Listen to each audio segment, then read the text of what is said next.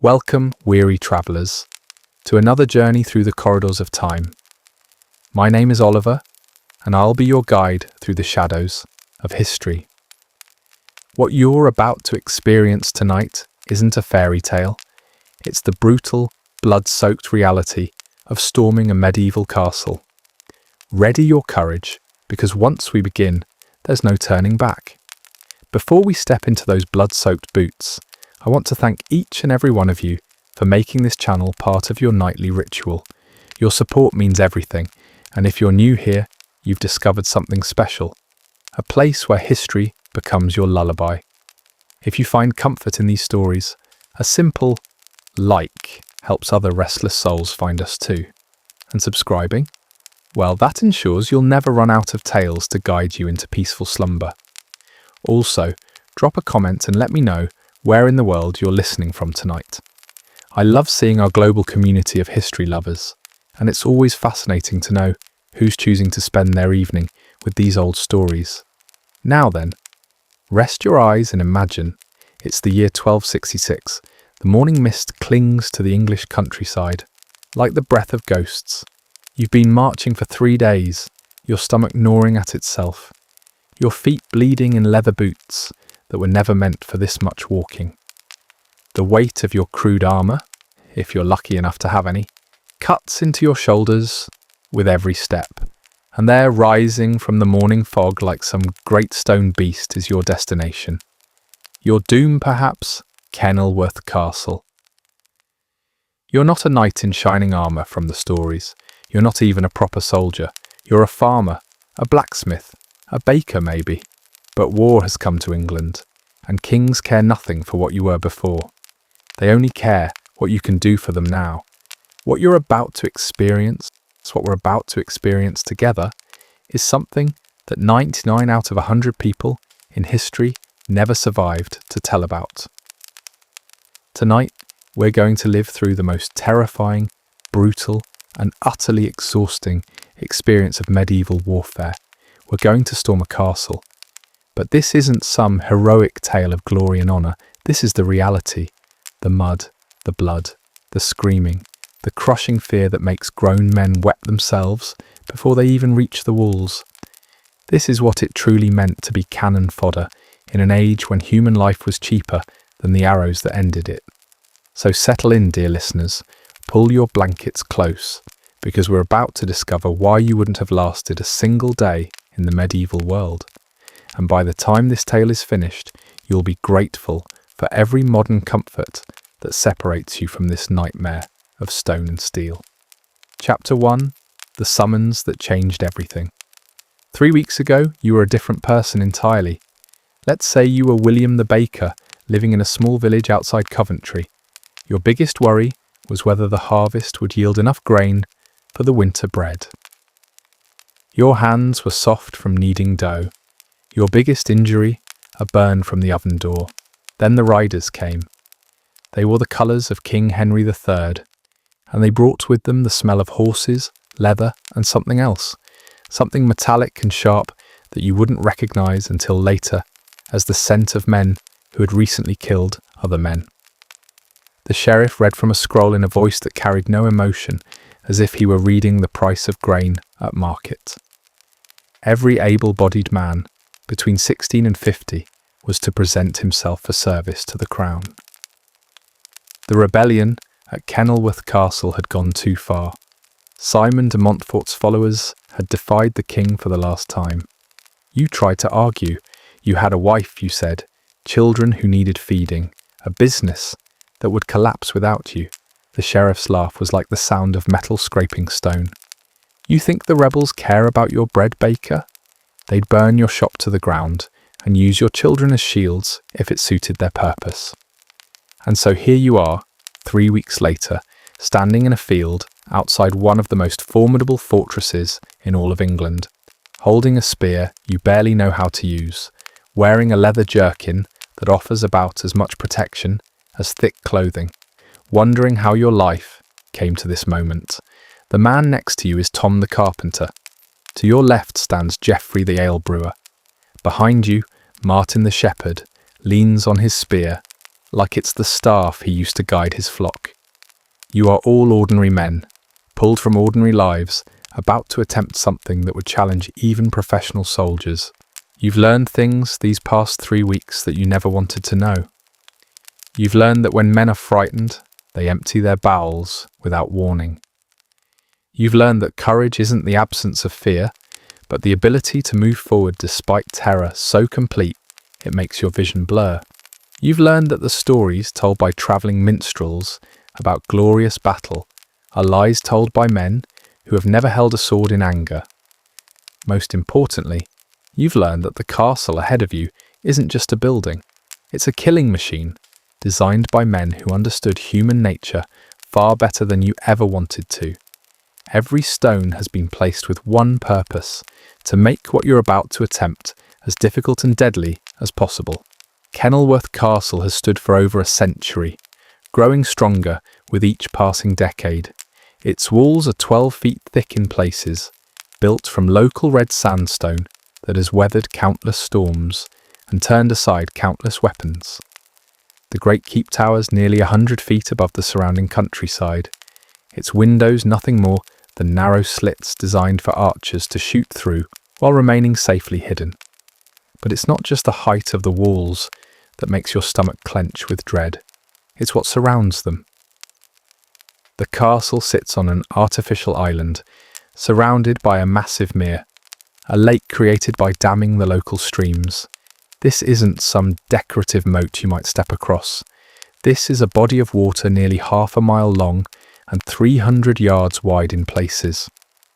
The only way to approach the castle is along a narrow causeway, a strip of land barely wide enough for a cart, completely exposed to the defenders above.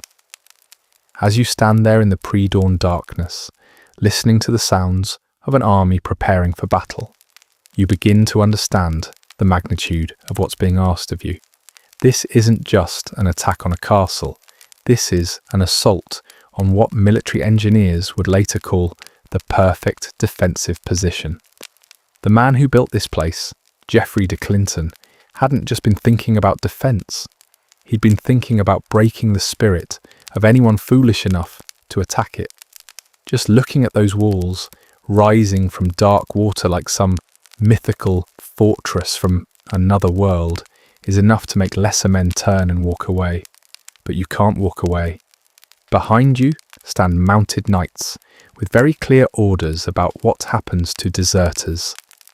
Ahead of you waits almost certain death. To your side stand other men just as frightened as you, just as trapped, just as certain that they'll never see their families again. The siege has already been going on for 2 months. 2 months of waiting, of watching, of gradually starving both the defenders and yourselves. The professional soldiers call it investment, surrounding the castle so completely that nothing gets in or out. But you know what it really is. It's a slow-motion wrestling match between 2 groups of desperate men, and someone has finally decided it's time to see who blinks first. Your sergeant, a grizzled veteran named Baldwin, who's missing 2 fingers from his left hand and has scars crisscrossing his face like a map of old battles, has been trying to prepare you for what's coming. Baldwin fought in Wales, he fought in Scotland, and he's been in more sieges than you've baked loaves of bread. "Listen to me, you miserable bastards," he said yesterday, his voice carrying the authority of a man who's watched many young men die. "Most of you won't live to see the sunset tomorrow. That's not me being cruel, that's me being honest. The ones who might survive are the ones who understand what they're really facing." He pointed toward the castle with the stump of his missing finger. "See those walls? They're not just stones piled high. They're death traps, every single inch of them. The men who built this place studied how attacks work, and they built something specifically designed to kill attackers." Baldwin walked closer to your small group, his eyes moving from face to face. "The Romans used to say that an attacker needs 10 men for every defender to have a fair chance. Against a castle like that one, I'd say 20 men for every defender. And even then, you'd better pray to every saint you can name." You wanted to ask why you were being sent if the odds were so hopeless, but you already knew the answer. Kings don't care about odds when their authority is being challenged. They care about making examples. The rebels in Kenilworth have to be crushed, and if that means spending 1,000 common soldiers to kill 100 defenders, well, common soldiers are easier to replace than royal authority. The worst part isn't even the fear, though the fear is constant now, a cold weight in your stomach that never goes away. The worst part is the waiting. For 2 months, you've been living in a camp that grows more miserable every day. The latrines overflow regularly, creating a stench that clings to everything. The food is barely edible, hard biscuits, thin soup, meat that's more often spoiled than not. Disease moves through the camp like an invisible enemy, dropping men faster than arrows. You've watched good men die of fever, of the bloody flux of infections that turn small wounds into death sentences. You've seen men simply give up, lying down in their bedrolls and refusing to get up, staring at nothing until their hearts stop beating. The army that started this siege 2 months ago was larger and stronger than the one preparing to attack today. But perhaps that's what King Henry wants.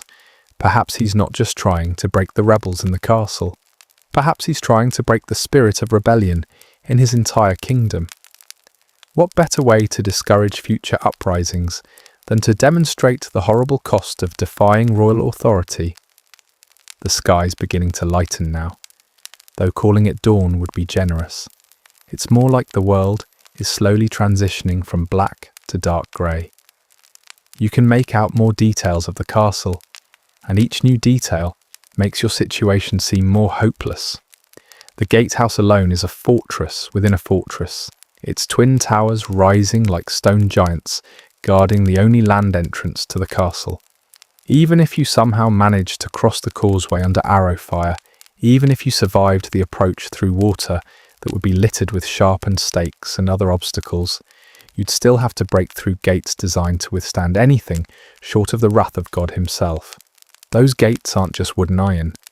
They're backed by a murder hole, an opening in the ceiling where defenders can drop stones, pour boiling water, or shoot arrows straight down onto anyone foolish enough to get trapped in the gatehouse passage. Behind the gates wait more obstacles, a second set of gates, a portcullis, a massive iron grating that can be dropped to trap attackers between the two barriers. And that's assuming you somehow make it that far alive. Tom the carpenter nudges your elbow. "William," he whispers, "my hands won't stop shaking." You look down at your own hands and realise they've been trembling for so long you'd stop noticing. The spear feels slippery in your grip, though whether from sweat or the morning dampness, you can't tell. "Mine too," you whisper back. "It feels important to be honest about this. If these are your last conversations, they should at least be truthful ones." Geoffrey the ale brewer leans in from your other side. "I keep thinking about my daughter. She's only 6. What's going to happen to her when—" He doesn't finish the sentence. He doesn't need to. "Stop it," Martin the shepherd says, but his voice is gentle. "Stop thinking about after. Think about now. Think about the next step, then the step after that. That's how you get through impossible things, one step at a time." It's good advice, but easier said than followed. How do you think about just the next step, when that step is walking into a storm of arrows shot by men who've had months to prepare for this exact moment? The defenders in Kenilworth aren't some ragtag group of rebels. They're skilled soldiers, well supplied, fighting from the strongest position imaginable. They've had 2 months to rest while you've grown weaker. They've been eating from stockpiles while you've been surviving on scraps. They're warm and dry while you've been sleeping in the mud. Most importantly, they're fighting for something they believe in. Simon de Montfort's rebellion isn't just about power. It's about limiting royal authority, about creating a system where even kings have to follow certain rules. These aren't men who'll surrender easily. They're men who've already decided they'd rather die on their feet than live on their knees. And you? You're fighting because you'll be killed if you don't fight. It's not exactly the same level of motivation. The thought occurs to you that this isn't really your war. You don't understand the political arguments that led to this siege. You don't know enough about royal authority or noble privileges to have an opinion about whether Simon de Montfort is a hero or a traitor. All you know is that powerful men disagreed about something, and now common men like you are going to die for it. But that's how it's always been, isn't it? That's how it will always be. The great game of kings and lords, played with pieces made of flesh and blood. Pieces that think and feel and fear, but ultimately don't get to choose which moves they make. Sergeant Baldwin approaches your section, moving quietly through the ranks of men. His face is invisible in the pre-dawn gloom, but you can feel his presence. It's the presence of a man who's made peace with death, who's accepted that today might be his last day and decided to make it count. "Right, you bastards," he says, his voice barely above a whisper, but somehow carrying to every man in your group. Time to earn your place in whatever passes for heaven these days. Chapter 2. The March to Death. The order comes not with trumpets or shouting, but with a simple gesture from Sergeant Baldwin. One moment, you're standing in the pre-dawn darkness, trying to convince yourself you might survive the next hour. The next moment, you're walking forward, your feet moving almost without conscious thought, following the man in front of you toward the narrow causeway that leads to Kenilworth Castle. The sound is what strikes you first, not your own footsteps, though your boots squelch in the muddy ground with each step. Not the breathing of the men around you, though you can hear their fear in every ragged inhalation. It's the silence from the castle that makes your skin crawl. They know you're coming. Of course they know. They've been watching your army for 2 months, studying your movements, counting your numbers, preparing for this exact moment. The silence isn't peaceful. It's the silence of predators waiting for prey to walk into range. The causeway is worse than it looked from a distance. Much worse. It's perhaps 10 feet wide at its broadest point, narrowing in places to barely 6 feet. To your left and right, dark water stretches into the morning mist. You can't see the bottom, but you can imagine it. Mud thick enough to trap a man. Sharpened stakes hidden just below the surface. Bodies from previous assault attempts, weighted down with stones, but still occasionally rising to bob, like grisly reminders of what awaits those who fail. Tom the carpenter is directly in front of you, and you can see the rigid tension in his shoulders. Every few steps he glances back with eyes that have gone wide with terror. You want to tell him it will be all right, but you both know it won't be. You want to tell him to be brave, but bravery seems like a luxury neither of you can afford. The man behind you, you think his name is Peter, a miller from somewhere near Warwick, keeps muttering prayers under his breath. Not the formal Latin prayers of church services, but desperate personal bargains with God. Please let me see my wife again. Please don't let it hurt too much. Please let me die quickly if I have to die. It's the prayer of every man on this causeway, spoken or unspoken. The castle grows larger with each step, and the details become clearer and more terrifying.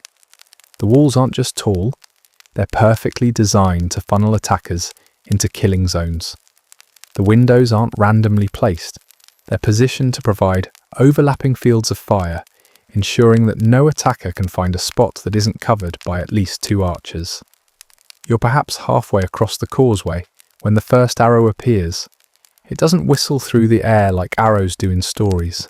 It simply materializes, sprouting from the chest of a man 3 rows ahead of you, like some terrible magic trick. He looks down at it with surprise more than pain, as if he can't quite understand how it got there. Then he topples sideways into the water with a splash that seems impossibly loud in the morning stillness. The silence breaks like a dam bursting. Suddenly the air is full of arrows. Not the romantic volley fire of songs and stories, but a constant, deadly rain that falls from multiple directions at once.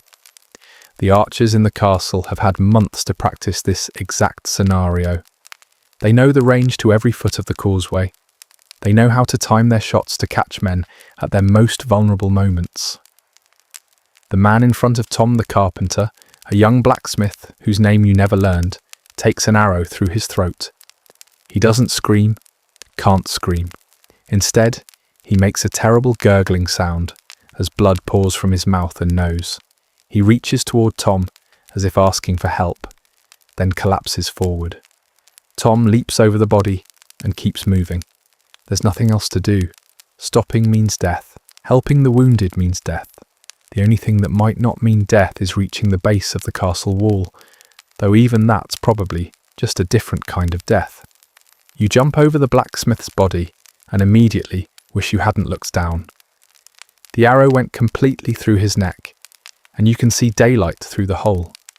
His eyes are still open, still moving, though the rest of him has gone completely still. An arrow buries itself in the wooden planks of the causeway not 6 inches from your left foot. Another one tugs at the sleeve of your tunic without piercing the cloth. You're in the middle of a killing field now, and the only thing keeping you alive is pure chance. Geoffrey the ale brewer, who was beside you just moments ago, is no longer beside you. You don't know if he fell behind, fell into the water, or fell with an arrow in his chest. There's no time to look back, no time to check. The world has narrowed to the next step, then the next step, then the next. The arrows come from everywhere, from the walls directly ahead, yes, but also from the towers on either side of the gatehouse, from windows you can't even see clearly, from positions that seem impossible until you realise the defenders have had months to prepare every conceivable angle of attack. Sergeant Baldwin appears beside you, seemingly from nowhere. His shield, for me, a proper wooden shield reinforced with iron, not the makeshift protection given to the common soldiers, has 3 arrows buried in it. His face is completely calm, as if walking through arrow fire is just another part of his morning routine. "Keep moving, Baker," he shouts over the sound of arrows hitting wood, water and flesh. "The ones who stop are the ones who die." Easy for him to say. He has a shield, he has armour, he has experience. You have a spear you barely know how to hold, and leather clothing that wouldn't stop a determined bee, let alone a war arrow, but you keep moving, because the alternative is unthinkable. Behind you, men are screaming. The screams aren't like anything you've ever heard before. They're animal sounds, the noise that comes from human throats when pain and terror combine to strip away everything that makes us human. You're close enough to the castle now to see individual stones in the wall, to make out the faces of some of the defenders. They don't look like monsters. They look like men like you and your companions. Some are young, some are old. Some look frightened, some look determined. One archer, directly above the gatehouse, looks almost bored as he draws, aims, and releases arrow after arrow with mechanical precision. This is what war really is, you realise. Not evil men against good men, but frightened men killing other frightened men because someone in power told them to. The causeway is littered with bodies now. Some float in the water, some lie sprawled on the wooden planks. Some have managed to crawl a few feet before collapsing. The sound of arrows hitting flesh is different from the sound of arrows hitting wood. More of a wet thunk than a sharp crack. You're learning to distinguish between the two sounds, which seems like the kind of knowledge you should never have needed. Tom the carpenter stumbles but doesn't fall. An arrow has grazed his left shoulder, tearing through his jerkin and drawing a line of blood across his skin. He looks back at you, with the expression that's part relief and part amazement. Relief that the wound isn't worse, amazement that he's still alive to feel anything at all. "Almost there," he shouts, though you can barely hear him over the noise of battle. Almost there, he's right. The base of the castle wall is perhaps 50 feet away now. The gatehouse looms above you, like a stone cliff, its murder holes gaping like hungry mouths. You can see the massive wooden gates, reinforced with iron bands and studded with spikes designed to make them difficult to burn or break. But reaching the wall won't end this nightmare. It will only begin the next phase of it. The closer you get to the castle, the steeper the angle becomes for the archers. This should make you safer, in theory. Arrows become less accurate when shot almost straight down. In practice, It just means the defenders switch to different weapons. The first stone appears without warning, a block of dressed sandstone perhaps the size of a man's head. It strikes the causeway 3 feet in front of you and explodes into fragments that pepper everyone nearby with sharp pieces of rock. The man to your right, Martin the shepherd, takes a piece of stone in his face that opens up his cheek from his eye to his jaw. Blood pours down his face, but he keeps moving. What else can he do? More stones follow the first one. Some are small, designed to wound and confuse. Others are massive blocks that could crush a man completely. The defenders have stockpiled ammunition for months, and they're not being conservative about using it. You watch a stone the size of a beer barrel fall from somewhere high above the gatehouse. It hits the causeway with a sound like thunder, shattering the wooden planks and sending splinters flying in all directions. The man it was aimed at, a cooper from your village whose name was Henry, manages to throw himself sideways just in time. The stone misses him by inches, but the impact sends him tumbling into the water. Henry surfaces once, his mouth open in a shout you can't hear over the noise of battle. Then something grabs him from below.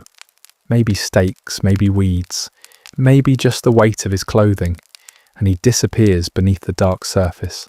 30 feet from the wall now, 20 feet, 10 feet. You reach the base of the castle wall and immediately understand why the defenders weren't more concerned about attackers getting this close. The wall doesn't just rise straight up from the ground. It curves outward at the base, creating an overhang that makes it impossible to set ladders properly, even if you had ladders, which you don't.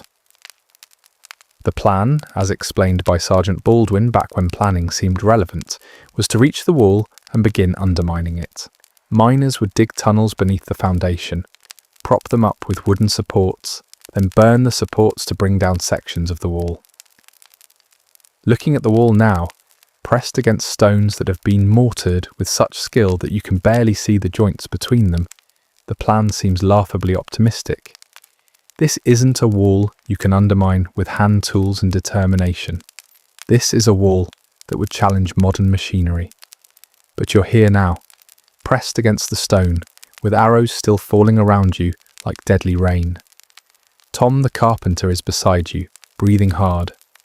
Martin the shepherd is here too, blood still flowing from his face wound. Geoffrey the ale brewer made it as well, though his left arm hangs at an odd angle and his face has gone grey with pain. What now? Tom gasps. Before anyone can answer, the real killing begins. Chapter 3. The murder holes open. The relative safety of the wall base proves to be an illusion that lasts exactly as long as it takes the defenders to adjust their tactics. You're huddled against stones that have stood for over a century, trying to catch your breath, trying to process the fact that you somehow survived the crossing of the causeway. The arrows have mostly stopped.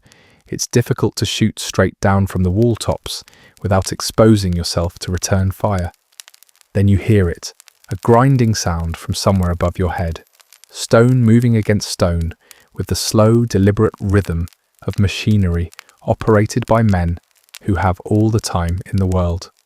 Murder holes, whispers Martin the shepherd, and his voice carries such despair that you know immediately what's coming. You look up and see them opening like evil eyes in the stone ceiling of the gatehouse passage. Perfect square openings, each about the size of a man's torso, carefully positioned to cover every inch of ground where attackers might gather. The first thing that falls isn't boiling oil, despite what the stories always claim. It's not even boiling water, though that will come later. It's stones. Carefully shaped stones, each about the size of a man's fist dropped from a height of 30 feet. The impact of a stone that size falling that far is enough to cave in a skull or shatter a shoulder blade. The defenders don't need to aim precisely.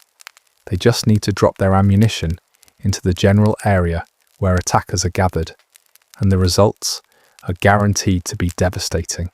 The first volley of stones claims 3 men immediately. A young farmer from somewhere near Leicester takes a direct hit to the top of his head. The sound his skull makes when it breaks is exactly like the sound of a clay pot dropped on a stone floor. He collapses without making a sound, blood already pooling beneath his ruined head. Another stone strikes a soldier in the shoulder, and you hear his collarbone snap like a dry stick. He screams and clutches at his arm, which now hangs at an impossible angle. A third stone hits the ground between two men and bounces up to catch one of them in the stomach. He doubles over, gasping for air that won't come. "Move!" shouts Sergeant Baldwin, appearing from somewhere deeper in the press of men.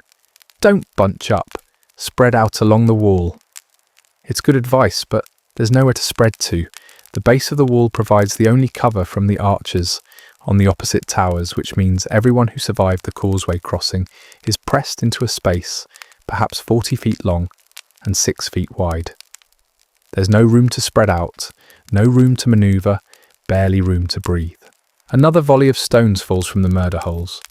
This time they're not fist-sized rocks, but proper building stones, blocks of sandstone that could be used to construct walls.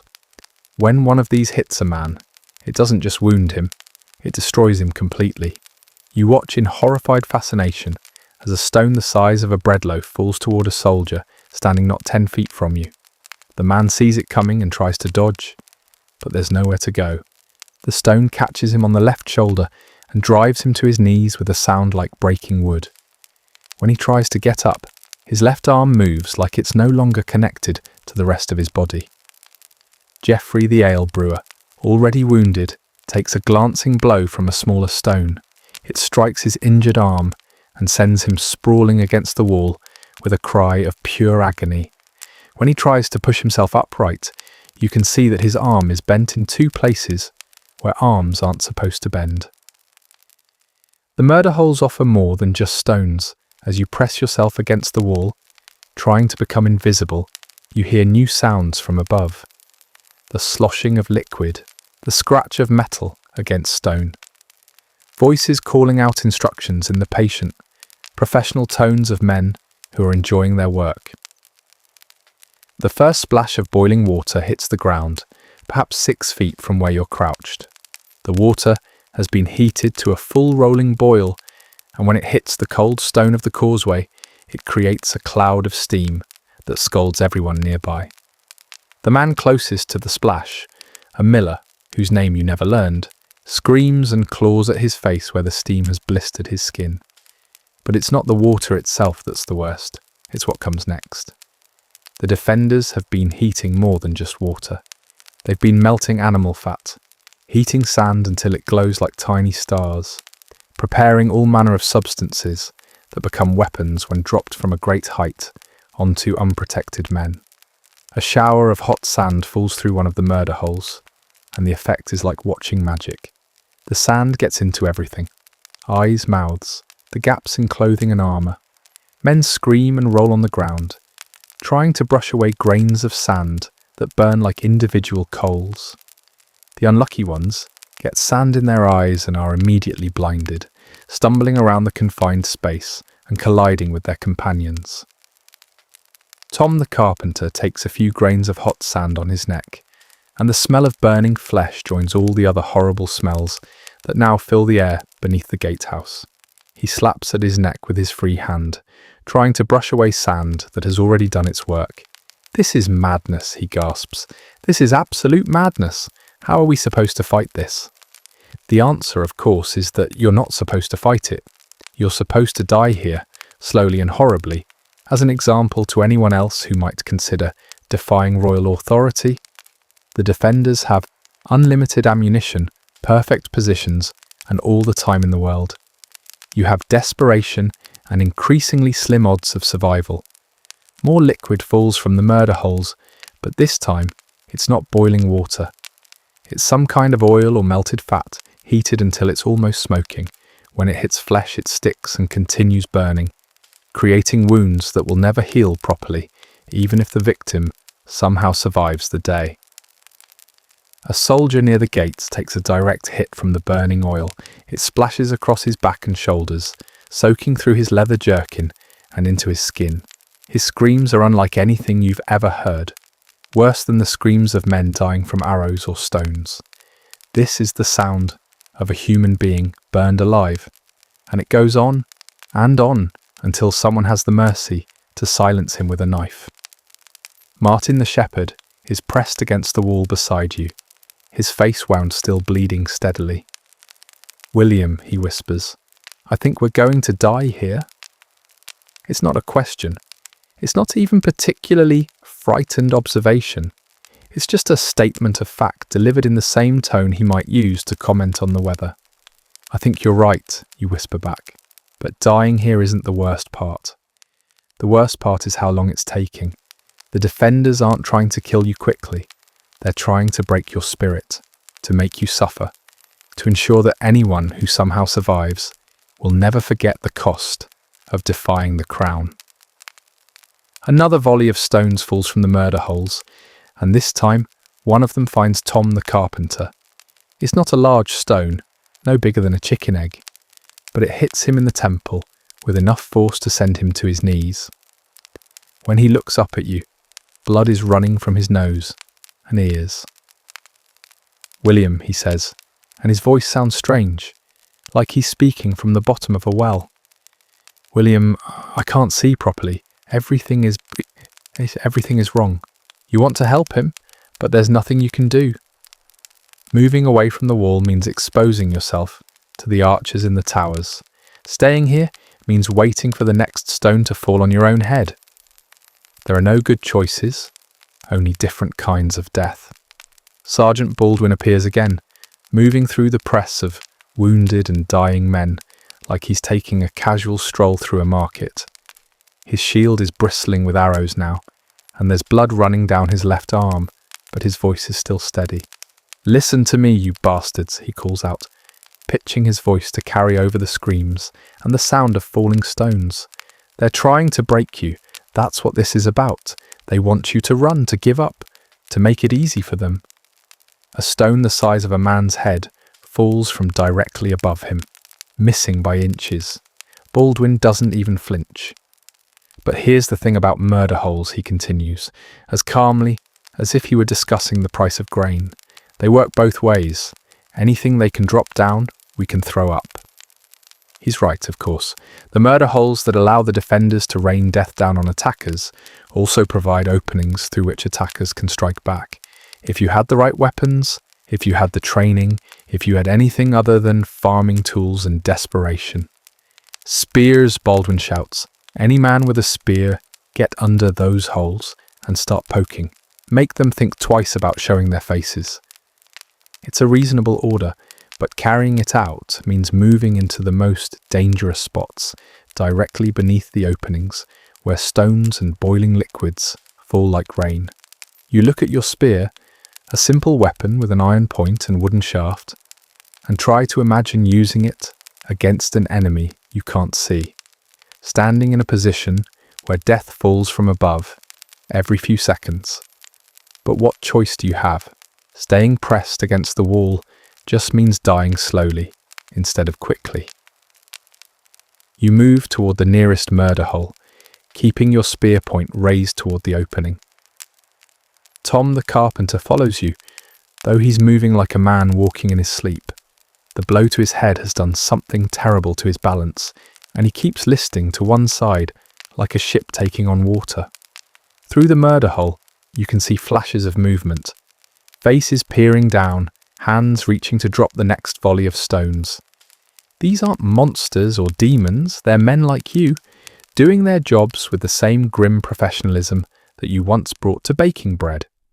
You thrust your spear upward through the opening, aiming at nothing in particular, but hoping to make the defenders think twice about leaning too far forward.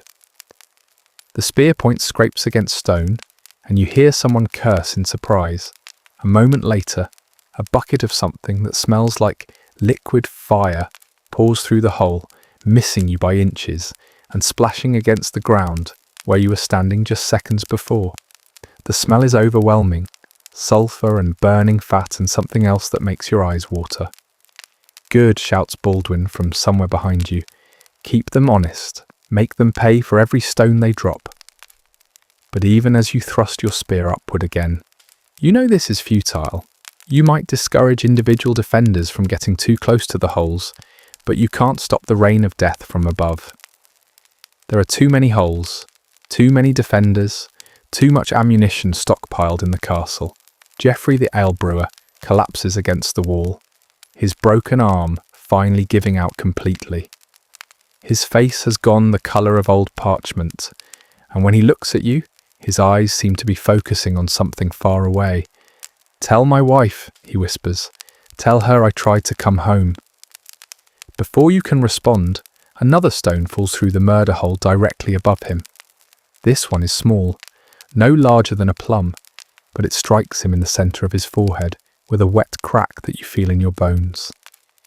Geoffrey's eyes roll back, and he slides down the wall, leaving a smear of blood on the ancient stones. The siege has been going on for hours now. Though it feels like days, the sun has risen fully, burning off the morning mist and revealing the full extent of the carnage on the causeway behind you. Bodies float in the dark water like fallen logs. The wooden planks of the causeway are slick with blood and littered with the belongings of dead men. Spears, shields, scraps of clothing, letters from home that will never be delivered. You're still alive, though you can't understand why. Tom the carpenter is still beside you, though the blow to his head has left him barely conscious. Martin the shepherd continues to press against the wall, his face wound having finally stopped bleeding, leaving him with a scar that will mark him for life if he lives long enough to carry it. The defenders in the castle show no signs of tiring. If anything, they seem to be enjoying themselves. You can hear laughter echoing down through the murder holes, the sound of men who know they're winning and can afford to take pleasure in their work. A new sound joins the symphony of death, the creak and groan of machinery being operated somewhere high above. It's a rhythmic sound, like the turning of a great wheel, and it fills you with fresh dread, even though you don't know what it means. Sergeant Baldwin does, though. His scarred face goes pale beneath the blood and grime. "Trebuchet," he says, and the word carries the weight of a death sentence. They've got a trebuchet on the keep roof. A trebuchet. You've heard of such weapons, though you've never seen one. A great siege engine that can throw stones the size of wine barrels over incredible distances. But the defenders aren't planning to throw stones at some distant target. They're planning to drop them straight down onto your heads. The creaking grows louder, and you can imagine the great wooden arm being pulled back, loaded with a stone that could crush 10 men at once. In your mind, you can see the defenders taking their time, adjusting their aim, making sure their shot will do maximum damage to the attackers pressed against the base of their wall. "Run," whispers Tom the carpenter, though his voice is so weak you can barely hear it. "We should run." But there's nowhere to run to. Behind you lies the causeway, still swept by arrow fire from the towers. To either side lies the dark water with its hidden stakes and floating corpses. Ahead lie the gates of the castle, massive oak barriers reinforced with iron bands that might as well be the gates of hell itself. The only way out is through, and going through means somehow breaking down gates that were designed to withstand exactly this kind of attack. Baldwin seems to read your thoughts. "The gates!" he shouts, his voice carrying over the screams of wounded men and the sound of stones falling from above. "It's the gates or nothing. We break through or we die here." The gates. You look at them properly for the first time, trying to see them not as insurmountable obstacles, but as problems to be solved. They're massive, certainly. Each door stands perhaps 12 feet high and 8 feet wide, made from oak timbers that must be 6 inches thick. Iron bands run horizontally across the wood, held in place by bolts that look like they could anchor a ship, but they're still just wood and iron. Wood can burn, iron can bend. It would take the right tools, the right techniques, and probably more luck than any group of men deserves, but it might be possible. The problem is getting close enough to try. The gatehouse passage is a killing ground more efficient than anything outside. The moment you step into that narrow space, you'll be exposed to murder holes above, arrow slits on both sides, and quite possibly a second set of gates beyond the first. It's a trap designed by military engineers who understood exactly how desperate men would behave when pressed against castle walls. But staying where you are means certain death from the trebuchet that's being prepared somewhere above. Already you can hear the final adjustments being made, the sound of men calling out measurements and calculations in the patient voices of craftsmen perfecting their work. "Form up," Baldwin commands, though there are barely enough men left to form anything resembling a unit.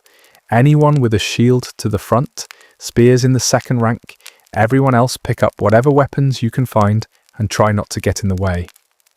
You look around at what remains of the attacking force. Perhaps 30 men out of the 200 who began the assault across the causeway. Most are wounded, all are exhausted, and every face shows the same expression of men who've already died but haven't yet stopped moving. The creaking sound from above reaches a crescendo, then stops abruptly. In the sudden silence you can hear your own heartbeat, the ragged breathing of wounded men, the distant sound of water lapping against the castle walls. Then comes a new sound, a whooshing noise, like the wind through bare trees in winter, growing rapidly louder. "Down!" screams Baldwin, and every man still capable of movement throws himself against the wall or onto the ground. The stone that falls from the trebuchet isn't just large, it's enormous. A block of dressed sandstone that must weigh as much as a horse, falling from a height of nearly 100 feet.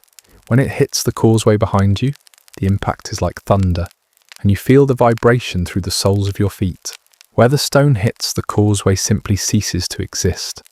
Wooden planks explode into splinters, support beams snap like twigs, and a crater opens up that reaches down to the muddy bottom of the mere.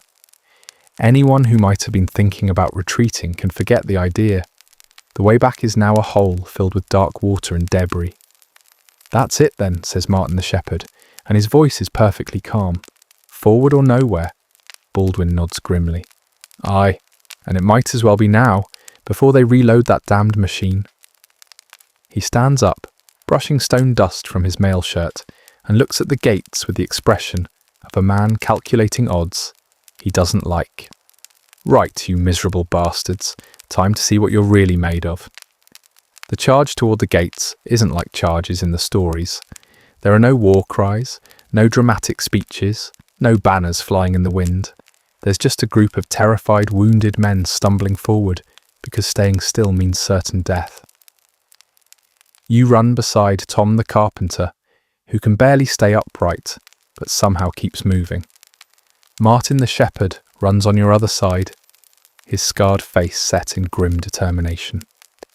Behind you, the remaining survivors of the causeway assault follow Baldwin toward the narrow opening of the gatehouse passage.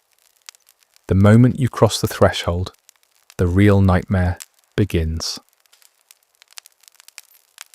Chapter 4. Into the belly of the beast. The gatehouse passage is perhaps 20 feet long and barely wide enough for 4 men to stand shoulder to shoulder.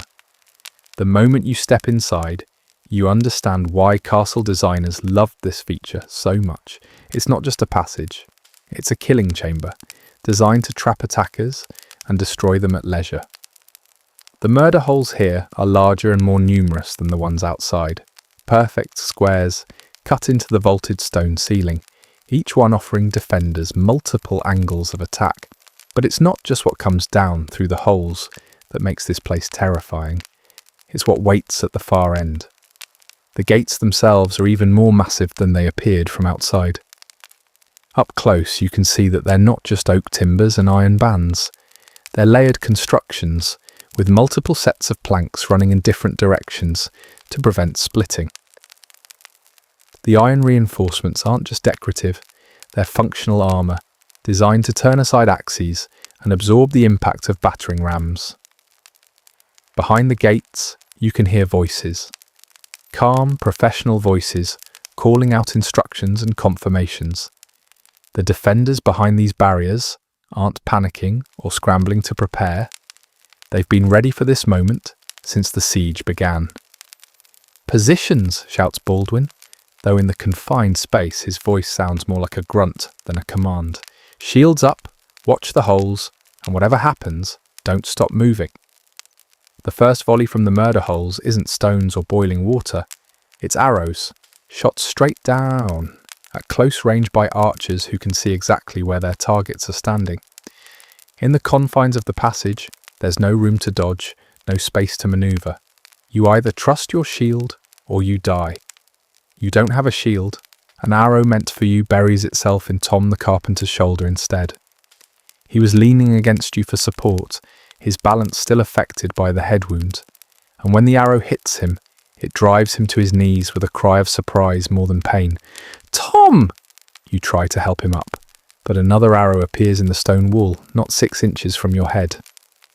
The archer above you is shooting as fast as he can draw and release, and in the confined space, every shot is potentially lethal. Martin the shepherd has found a shield somewhere, probably taken from one of the bodies outside, and he's trying to cover both himself and the man next to him. The shield is already sprouting arrows like a wooden hedgehog, and each impact drives him back a step toward the gates. More arrows fall from the murder holes, followed by stones, followed by something that might be boiling oil or might be molten metal. The smell in the passage is indescribable. Blood, burning flesh, fear, sweat, and something chemical that makes your eyes water. Baldwin has reached the gates and is examining them with the professional interest of a man who's broken into fortified positions before. His shield is up, protecting him from the worst of the rain from above. But even from behind, you can see arrows sticking out of his back. How he's still standing, let alone thinking clearly, is beyond your understanding. "Hinges," he calls back to the group. "The hinges are on our side. If we can break the hinges, the gates swing in toward us." It makes sense in a horrible sort of way. Castle gates need to open inward, so that attackers can't simply push them open by applying pressure from outside. But it also means that if you can somehow damage the hinges that hold the gates in place, the massive wooden barriers become liabilities instead of assets. The problem is getting close enough to work on the hinges while arrows and stones fall from above, like deadly rain. "I need 2 men with tools," Baldwin continues, his voice steady despite the chaos around him. "Something to pry with, something to break iron." You look around the passage for anything that might serve as a tool. Most of the weapons are spears or swords, neither of which would be much use against iron hinges. But Tom the carpenter, despite his wounds, still carries the small hand axe that's been his companion since childhood. "Tom," you say, shaking his shoulder gently. "Your axe. Baldwin needs your axe." Tom looks at you with eyes that don't quite focus, blood still seeping from his nose and ears. For a moment you think the head wound has damaged him too badly to understand. Then he nods slowly and pulls the axe from his belt. "Take it," he whispers. I can't see properly anymore. You take it." The axe is smaller than you expected, designed for shaping wood rather than breaking iron. But it's better than nothing, and Baldwin's plan is the only chance any of you have of getting through these gates alive. You make your way forward through the press of wounded men, keeping as low as possible to avoid the arrows still falling from above. The floor of the passage is slick with blood, and more than once you have to step over men who've fallen and won't be getting up again. Baldwin sees you coming and nods approvingly at the axe. "Can you use that thing?" "I'm a baker," you reply, "but I can swing it." "Good enough. See those hinges? The iron pins that hold the gates in place? We need to drive them out from the bottom.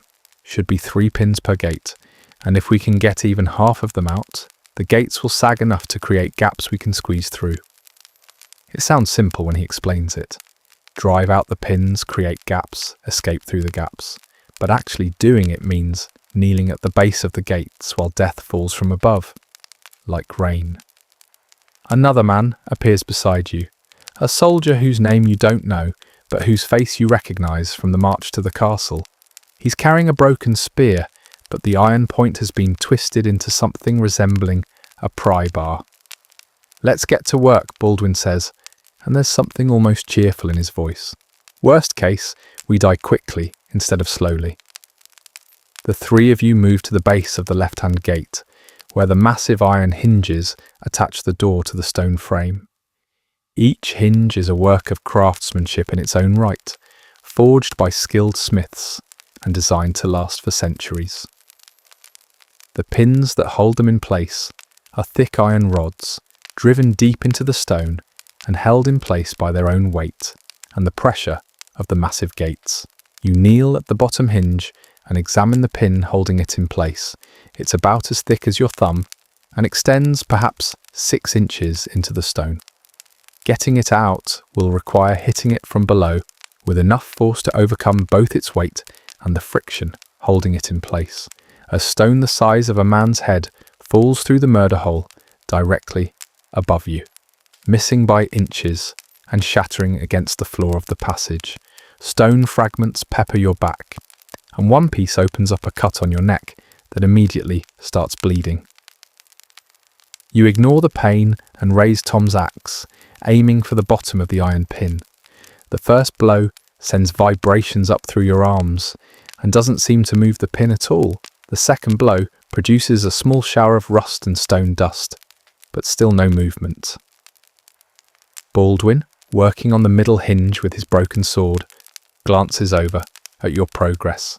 "Keep at it, Baker. These things always seem impossible until they're not." Above you, the defenders have noticed what you're trying to do. The rain of missiles intensifies, and you hear voices calling out new instructions. Someone up there understands the threat you represent, and they're not happy about it. A bucket of something that steams and stinks pours through the murder hole above Baldwin. Most of it misses, but enough splashes on his back to make him grunt with pain. You can see the steam rising from his mail shirt, and the smell of burning metal joins all the other horrible smells in the passage. You swing the axe again, putting all your strength behind the blow. This time you feel something give. The pin moves just slightly, but enough to show that it can be moved. "There," you shout to Baldwin. "It's working." "Good, keep going. We need at least 2 pins out of each gate." You swing again and again and again. Each blow drives the pin a little further out of its socket. The work is exhausting, and every few seconds you have to duck or dodge to avoid whatever's falling from above. But slowly, gradually, the pin begins to work its way free. The nameless soldier working on the top hinge with his makeshift pry bar has made even better progress. He's managed to get the tip of his improvised tool under the head of the pin, and he's using leverage instead of brute force to work it loose. "Almost there," he calls out, and there's genuine excitement in his voice. For the first time since this nightmare began, something is actually working. That's when the defenders spring their next surprise. A new sound echoes through the passage, the grinding of metal against stone, followed by a rumbling that you feel through the floor as much as here. Somewhere above you, machinery is moving. Heavy machinery, operated by men who know exactly what they're doing. "Portcullis," whispers Baldwin, and his voice carries the weight of a man who's just realised he's been outmanoeuvred. They're dropping the portcullis. You look up and see it descending from a slot in the ceiling you hadn't noticed before. A massive iron grating, each bar as thick as a man's wrist, designed to trap attackers in the passage, like fish in a net. Once it's down, you'll be completely enclosed, cut off from retreat, helpless against whatever the defenders decide to do to you. The portcullis moves slowly, but inexorably, downward. Already it's low enough that a tall man would have to duck to avoid it. In moments, it will reach the floor, and your choice will be made for you. "Faster!" Baldwin shouts, though he's working as fast as humanly possible on his own hinge pin. "We need those gates open now." You swing the axe with desperate strength, no longer worrying about accuracy or technique. The pin is more than halfway out now, but halfway isn't enough. You need it completely free, and you need it free before the portcullis cuts off any chance of escape. The soldier with the pry bar gives a shout of triumph as his pin finally comes free, clattering to the floor of the passage, with a ringing sound that seems impossibly loud. The top hinge sags immediately, and you can see daylight appearing in a gap at the top of the gate. You swing the axe one more time, putting everything you have behind the blow. The pin shoots out of its socket like a cork from a bottle, striking the opposite wall of the passage and falling to the floor with a sound like a bell.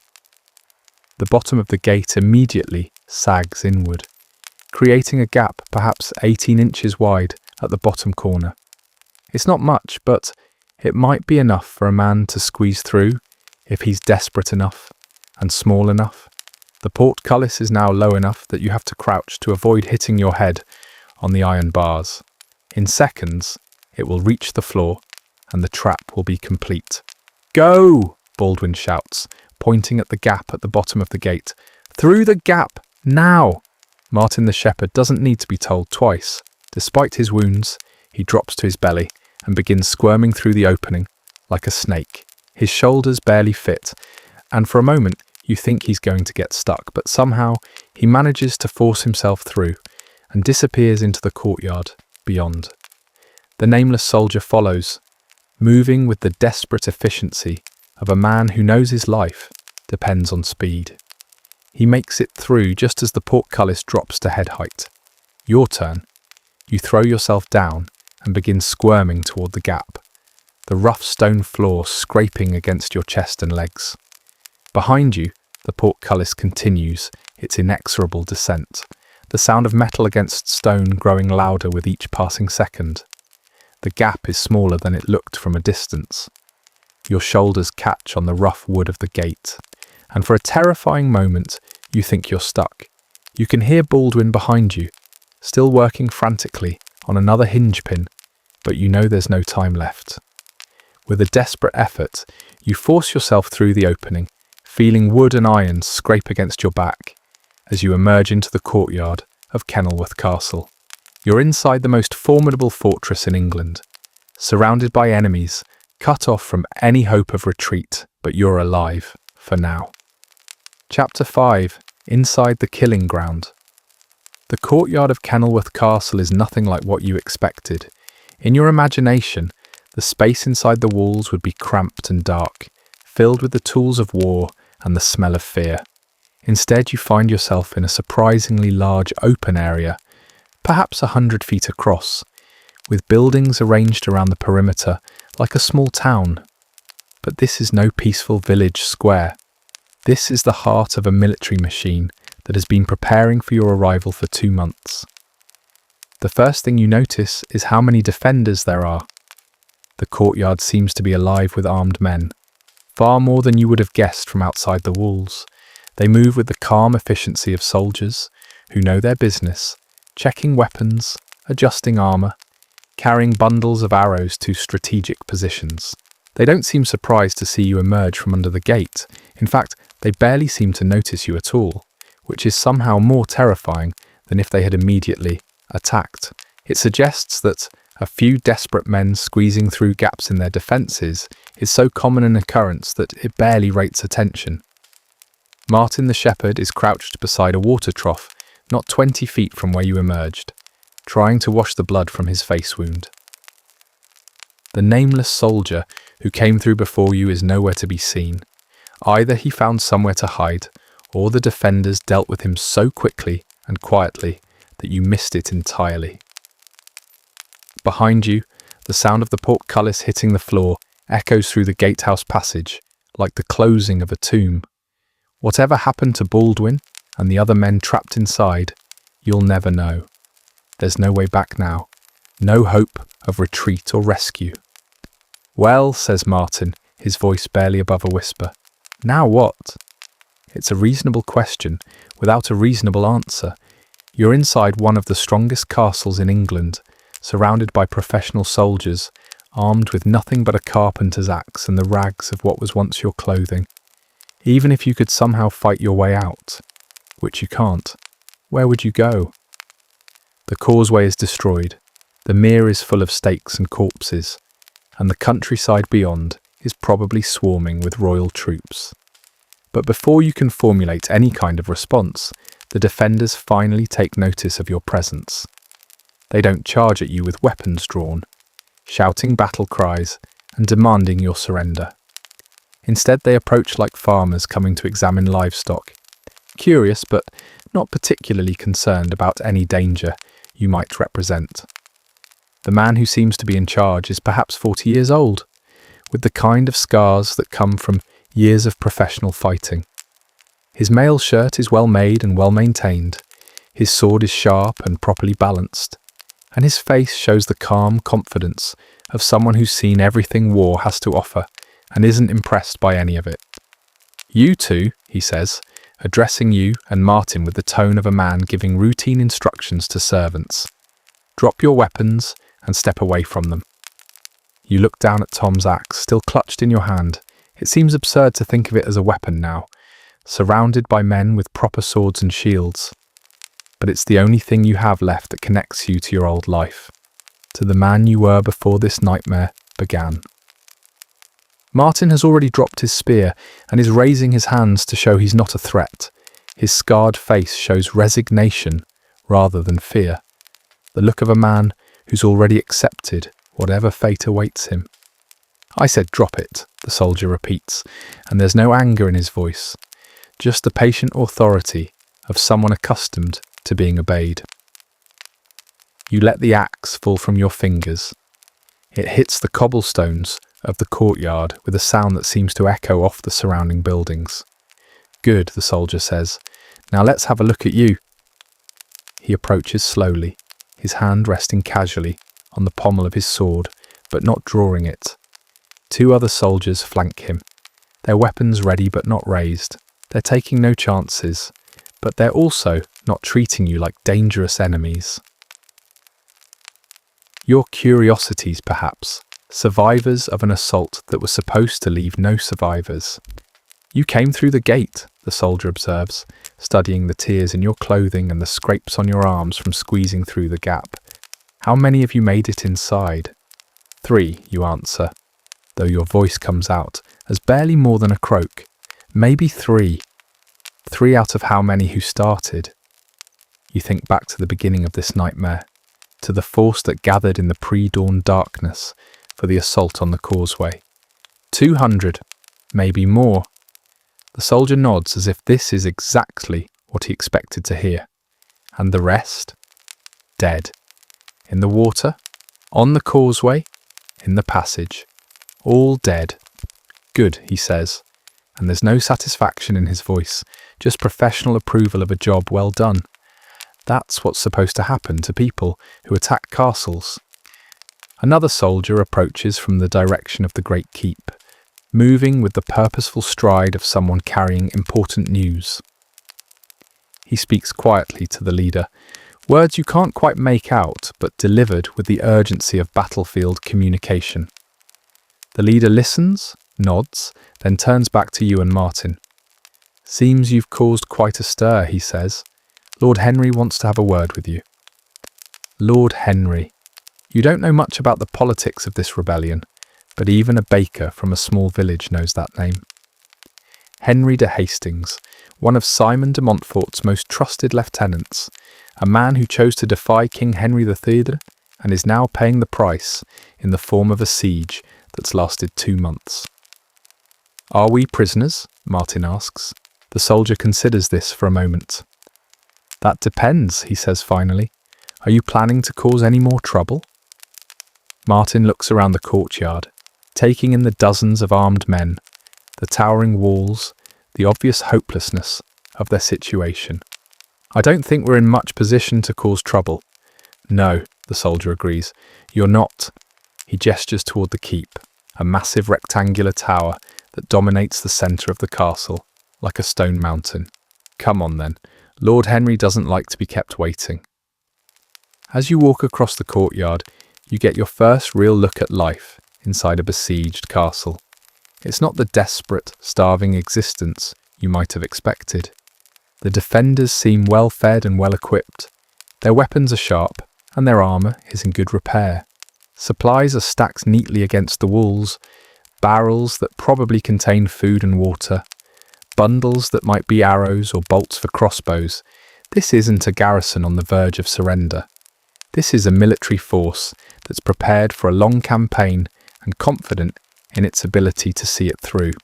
You pass a group of soldiers working on what looks like a large catapult, adjusting the tension on its throwing arm with the careful attention of craftsmen perfecting their work. Another group is sharpening arrows, their movements efficient and practiced. These men aren't just defending a castle, they're operating a military machine. The entrance to the keep is guarded by 2 soldiers in full mail, their faces hidden behind nasal helms that make them look more like metal statues than men. They don't challenge your escort or ask questions. They simply step aside to allow your small party to pass through the massive wooden doors. Inside, the keep is even more impressive than its exterior suggested. The walls are impossibly thick, the ceiling vault high above your head, like the roof of a cathedral. Arrow slits provide the only natural light, creating dramatic beams that slice through the dim interior and illuminate motes of dust dancing in the air. But it's warm inside, warmer than you've been in weeks.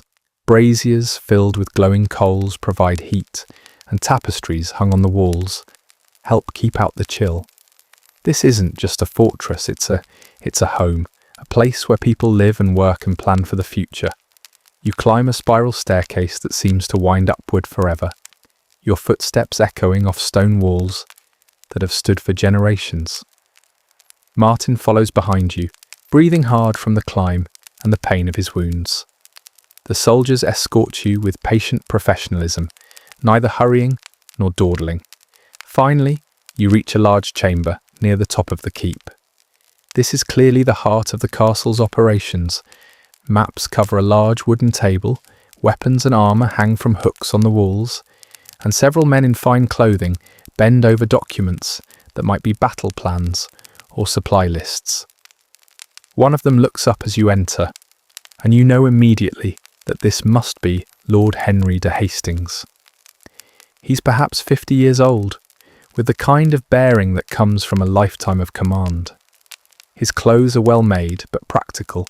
His hands show calluses from weapon work, and his eyes hold the sharp intelligence of a man who spent years making life and death decisions. "So," he says, straightening from the table and studying you with obvious curiosity. "You're the survivors." It's not a question, so you don't answer. You stand there in your torn and bloody clothing, feeling more like a beggar than a soldier, waiting to learn what happens next. 2 men, Lord Henry continues, walking around the table to get a better look at you. "Out of how many?" "They said 200, my lord," reports the soldier who escorted you. 200, Lord Henry nods slowly. "And they made it as far as the gates before you stopped them?" "Yes, my lord. They managed to damage the hinges on the left gate. We'll need to make repairs before the next assault." "The next assault?" Lord Henry's voice carries a hint of amusement. "Do you think there will be a next assault?" The soldier considers this carefully. "King Henry has committed himself now, my lord. He can't afford to look weak by giving up the siege." "No, he can't, can he?" Lord Henry turns his attention back to you and Martin.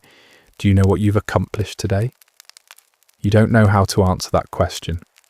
It feels like you've accomplished nothing except getting most of your companions killed and trapping yourselves inside an enemy fortress.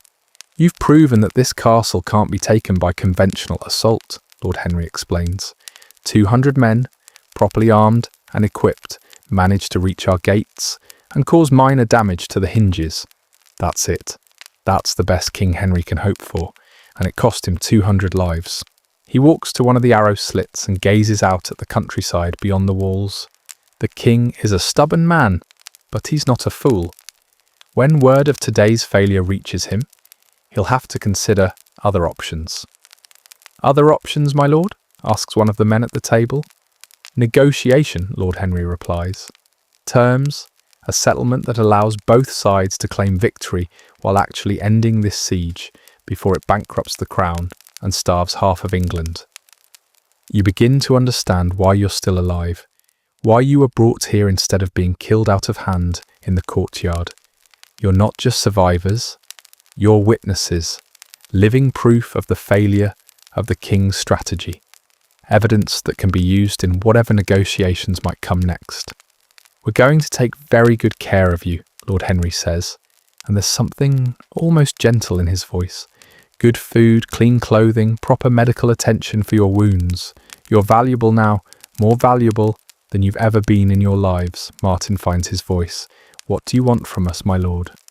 "Nothing more than what you've already given me," Lord Henry replies. "Your presence here, your survival, your ability to tell anyone who asks exactly what happened during the assault on this castle."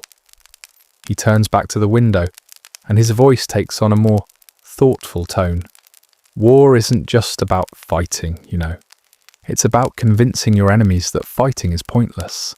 Today, you helped me convince King Henry that attacking this castle is a waste of lives and resources. And if the king doesn't agree to negotiate, you ask?" Lord Henry smiles, and it's not an entirely pleasant expression. "Then we continue to demonstrate the pointlessness of attacking this castle, one failed assault at a time. But I suspect the king is a quicker learner than that." He gestures to the soldier who escorted you. "Take them to the guest quarters. See that they're fed and their wounds attended. They're to be treated as honoured guests, not prisoners." As you're led from the chamber, you hear Lord Henry calling out instructions to his lieutenants, words about supplies and defences, about messages to be sent and preparations to be made. The language of a man who's fought this kind of war before and knows how it ends. You're alive, though you still can't quite believe it. You're fed and sheltered and safe, at least for now, but you're also trapped inside a castle that's surrounded by an army led by a king who doesn't like to lose, and you have no idea how or when this nightmare might end. All you know for certain is that you've seen what war really looks like, stripped of its romantic pretensions and heroic posturing. You've learned what it means to charge into certain death because someone in power has decided your life is expendable. And you've learned that sometimes, against all odds and expectations, ordinary men can survive extraordinary horrors and live to tell about them, even if they're not sure they want to. Chapter 6. The Longest Days. The guest quarters in Kenilworth Castle are more comfortable than anywhere you've slept in your entire life. The room is small but warm, with a proper bed instead of straw on the floor, clean blankets that don't smell of unwashed bodies, and a window that looks out over the mere toward the royal camp in the distance. It's been 3 days since the failed assault, and you're beginning to understand what Lord Henry meant about being valuable. You and Martin aren't prisoners in any conventional sense. You're free to move around most of the castle. You're fed the same food as the garrison, and the castle's physician has tended to your wounds with the same care he'd give to any injured soldier. But you're also not free to leave. Not that leaving is an option anyway. The royal army still surrounds the castle, their campfires visible at night, like fallen stars scattered across the countryside. The damaged causeway has been repaired enough to allow messengers to cross, but it's still watched by archers who shoot to kill anyone not flying the proper banners. Martin's face wound is healing well, leaving him with a scar that runs from his left eye to the corner of his mouth. It makes him look dangerous, which amuses him greatly. "Always wanted to look like a proper fighting man," he said yesterday, while examining his reflection in a polished shield. "Never thought I'd have to nearly die to manage it. Your own wounds are less visible, but more troubling. The cuts and scrapes have healed quickly enough, but something inside your head isn't right. You have headaches that come and go without warning, and sometimes you'll be in the middle of a conversation when suddenly you can't remember what you were talking about. The physician says it's common among men who've been through what you experienced, that the mind sometimes needs time to heal, just like the body. You've been spending your days exploring the castle, marvelling at the sophistication of its defences. Every detail has been planned by men who understood warfare in ways you're only beginning to appreciate. The walls aren't just thick, they're angled to deflect projectiles away from their foundations.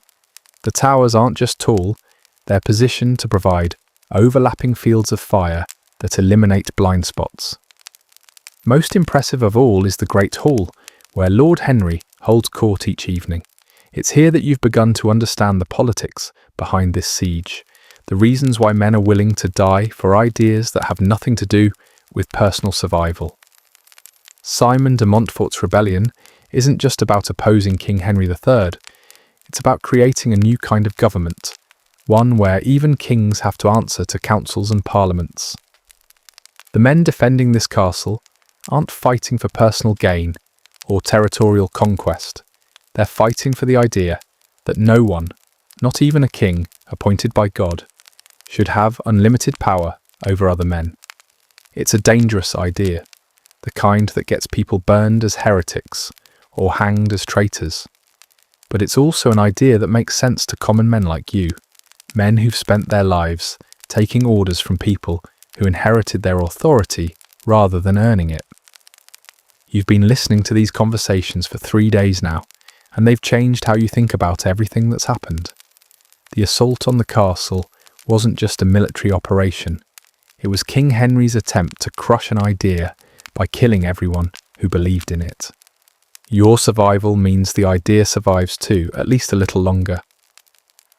On the 4th day, everything changes. You're in the Great Hall, sharing the morning meal with some of the garrison soldiers, when a commotion erupts in the courtyard below.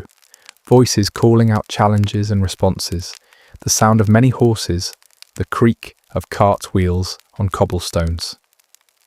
Lord Henry appears from his private chambers, still fastening his sword belt, his face showing the alert tension of a commander who's learned not to ignore unexpected visitors. "What is it?" he calls to the soldier, standing watch at the hall's great windows. "Messenger party, my lord, flying royal banners and a truce flag, large escort, perhaps 50 mounted men." Lord Henry nods grimly. So, the king has finally decided to talk. Within minutes, the Great Hall has been transformed into something resembling a throne room. Tapestries are adjusted to display the heraldic symbols of the rebellion. Weapons are arranged to show strength without appearing threatening, and chairs are positioned to create the proper balance of formality and accessibility. You and Martin are given places along one wall, close enough to hear everything, but far enough away to avoid drawing attention. "Witnesses," Martin whispers, and you nod. That's what you are now. Living proof of what happened during the assault, evidence that can be used to support whatever arguments Lord Henry plans to make. The royal messenger, when he finally enters the hall, is exactly what you'd expect from King Henry's court. Tall, well-dressed, carrying himself with the unconscious arrogance of someone who's never had to worry about where his next meal was coming from. His clothes are rich but practical, his sword is decorative rather than functional, and his face shows the smooth confidence of a man who's never been in a real fight. Behind him walk 2 other men who look more dangerous. These aren't courtiers, they're soldiers, professional fighting men who've been chosen for this mission because they know how to assess military situations and report accurately on what they see. "Lord Henry," the messenger begins, his voice carrying the formal cadences of court speech, "I bring greetings from His Royal Majesty King Henry, by the grace of God, King of England, Lord of Ireland, Duke of Aquitaine." "Sir Thomas," Lord Henry replies, recognizing the messenger, "you're welcome in my hall, though I suspect you bring more than greetings." Sir Thomas, you recognize the name now, Sir Thomas de Clare, one of the king's most trusted diplomats, smiles with professional charm. "Indeed, His Majesty has instructed me to discuss terms for the honourable surrender of this castle and the peaceful resolution of this unfortunate conflict." The word surrender hangs in the air like smoke from a fire. Around the hall, you can see the faces of the garrison soldiers, men who've been preparing to fight to the death for an idea they believe in. The suggestion that they should simply give up isn't being received well. Lord Henry's response is carefully neutral. His Majesty is gracious to offer terms. What does he propose? Sir Thomas reaches into his travelling bag and produces a scroll sealed with red wax. Full pardons for all defenders who surrender within 7 days. Restoration of lands and titles to those who swear renewed loyalty to the crown. Safe passage to France for those who prefer exile to submission. He pauses, letting the generous nature of the offer sink in before continuing. In return, this castle is to be surrendered intact, along with all weapons, supplies, and fortifications. The leaders of the rebellion are to present themselves to royal justice, though His Majesty is prepared to show mercy to those who demonstrate genuine repentance. It's a good offer, probably better than anyone expected. Full pardons aren't granted lightly, and the option of exile means that even the most committed rebels can escape with their lives. But there's a catch, and everyone in the hall knows it. And Simon de Montfort? Lord Henry asks. Sir Thomas's expression doesn't change, but something shifts in the atmosphere of the hall. The Earl of Leicester is specifically excluded from these terms. His crimes against the crown are too serious for ordinary mercy. There it is. The king is willing to forgive everyone except the man who started this rebellion. Simon de Montfort, the brilliant military commander who dared to challenge royal authority, is to be handed over for execution as an example to anyone else who might consider similar defiance. I see. Lord Henry walks to the great window, gazing out at the mere and the countryside beyond. And if we decline these generous terms, then the siege continues, Sir Thomas replies. His Majesty has unlimited resources and unlimited time. This castle may be strong, but it cannot hold out forever. How long do you think we can hold out? Lord Henry asks, though the question seems to be directed more to his own officers than to the royal messenger. One of the garrison commanders, a grizzled veteran whose arms bear the scars of many battles, speaks up. We have supplies for 6 months, my lord. Water is not a problem. The well reaches deep into the bedrock. If we're careful with the food stores, we could last through the winter. 6 months, Lord Henry muses. Long enough for the political situation to change. Long enough for the king's other enemies to take advantage of his preoccupation with this siege. Long enough for the cost of maintaining an army in the field to become prohibitive. Sir Thomas's professional smile becomes slightly strained. His Majesty is committed to seeing this matter resolved, regardless of the cost. Is he? Lord Henry turns back from the window, and his voice carries a new edge. Tell me, Sir Thomas, how much has this siege cost the crown so far? How many men? How much gold? How much political capital spent on reducing one castle in the middle of England? The cost is not your concern, Sir Thomas replies, but there's less confidence in his voice now. Isn't it? Lord Henry gestures around the hall, taking in the well-fed soldiers, the organised supplies, the obvious signs of a garrison prepared for a long siege. We're not starving here, Sir Thomas. We're not desperate. We're prepared to continue this siege for as long as His Majesty finds it amusing. He walks closer to the royal messenger, and when he speaks again, his voice is quiet but carries clearly through the hall. Do you know what we learned from the assault 4 days ago? Sir Thomas glances at the 2 soldiers who accompanied him, clearly hoping they'll take over this conversation, but they remain silent, waiting to hear what the defender of an impregnable castle has to say about military matters. We learned that this castle cannot be taken by storm, Lord Henry continues. 200 men, properly equipped and led, managed to damage a hinge on our outer gate. That's all. At the cost of 200 lives, the king's army accomplished nothing that couldn't be repaired in an afternoon. You feel a chill as you realise what's coming next.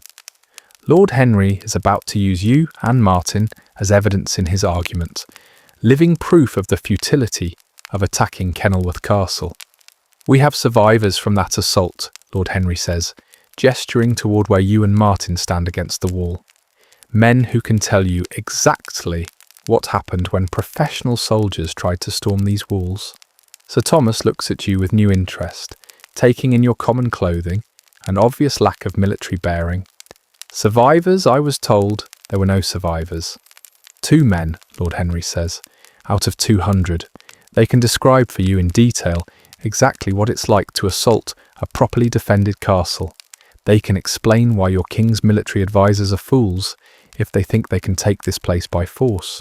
The silence in the hall stretches uncomfortably long. Sir Thomas is clearly recalculating, realizing that the situation here is not what he expected to find.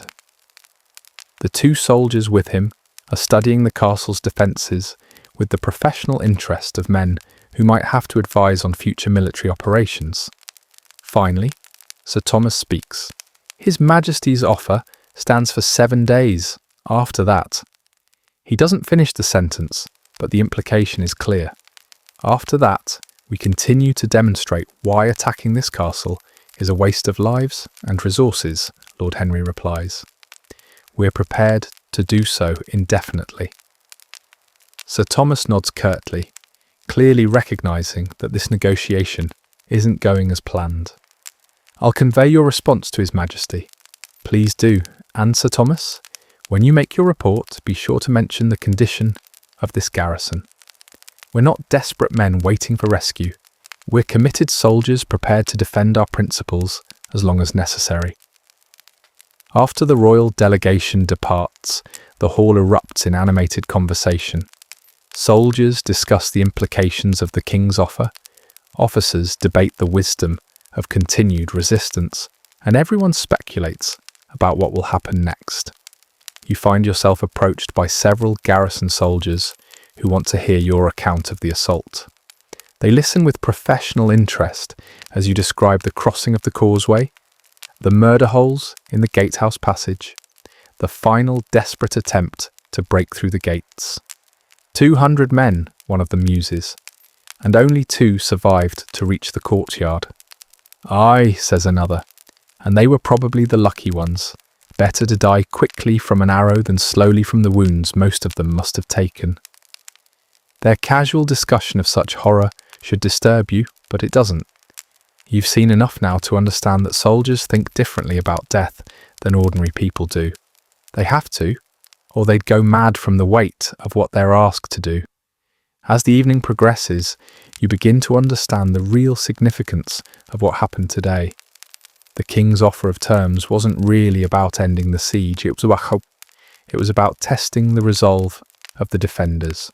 Sir Thomas was sent to find out whether the garrison was ready to surrender, whether they were hungry enough or frightened enough or tired enough to accept any reasonable alternative to continued fighting. The answer clearly is no.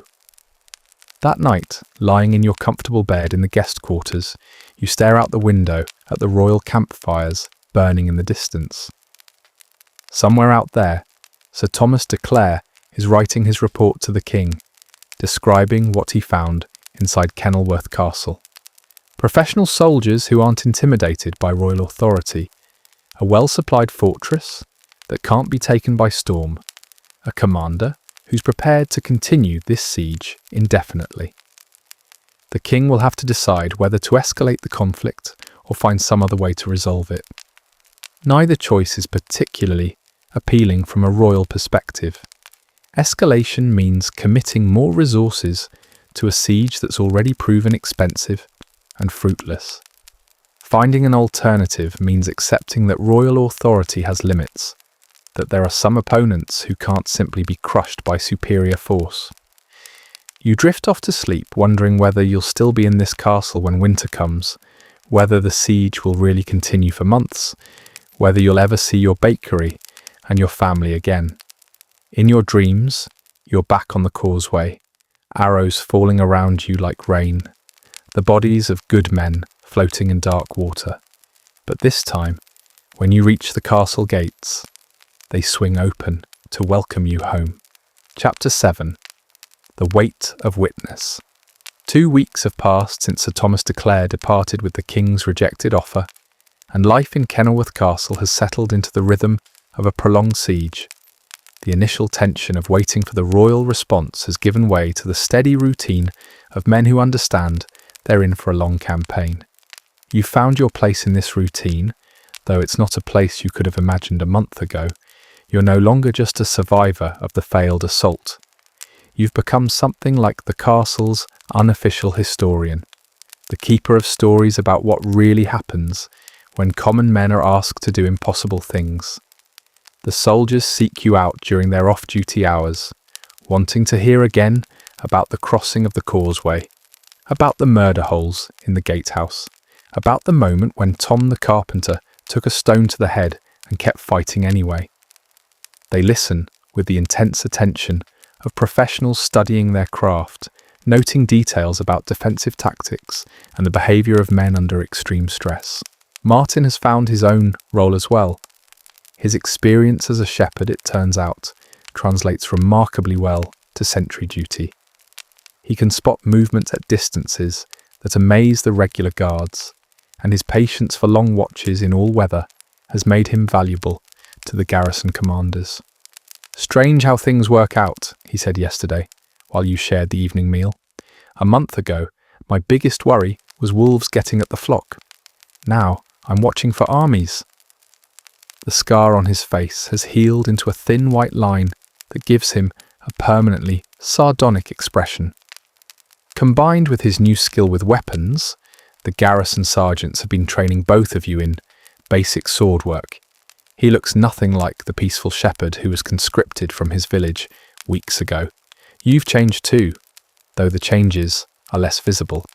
Your hands, once soft from working with bread dough, are now calloused from weapon practice. Your body, lean from weeks of poor food during the siege camp, has filled out again on the castle's ample rations.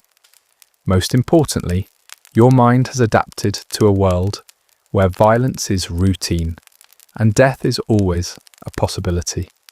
The nightmares still come, but less frequently now. When they do, they're not always about the assault on the castle. Sometimes you dream about your old life, about the bakery you left behind, about the wife and children you may never see again. These dreams are worse than the nightmares about battle, because they remind you of everything you've lost. This morning brings news that changes everything. You're in the armoury, helping to maintain the castle's stock of crossbow bolts, a task that's become part of your daily routine, when Lord Henry appears in the doorway. His face carries the grim expression of a man who's received information he doesn't like. "William," he says, using the name you gave him when you first met, "I need to speak with you." You follow him to his private chamber in the keep, wondering what could require such serious discussion. Martin joins you there, called away from his duties on the walls, his face showing the same concern you feel. Lord Henry doesn't waste time with pleasantries. "I've received word from our agents outside the castle," he begins, spreading a map on his table. "King Henry has given up on taking this castle by assault." That should be good news, but Lord Henry's expression suggests otherwise. Instead, he continues, he's decided to make an example of everyone associated with this rebellion. Your village, William, your families, they're being held responsible for the actions of the men who were conscripted from there. The words hit you like a physical blow. You know what being held responsible means? In medieval terms, collective punishment, burning of crops, possibly worse. Your wife, your children, everyone you left behind when the royal sergeants came recruiting.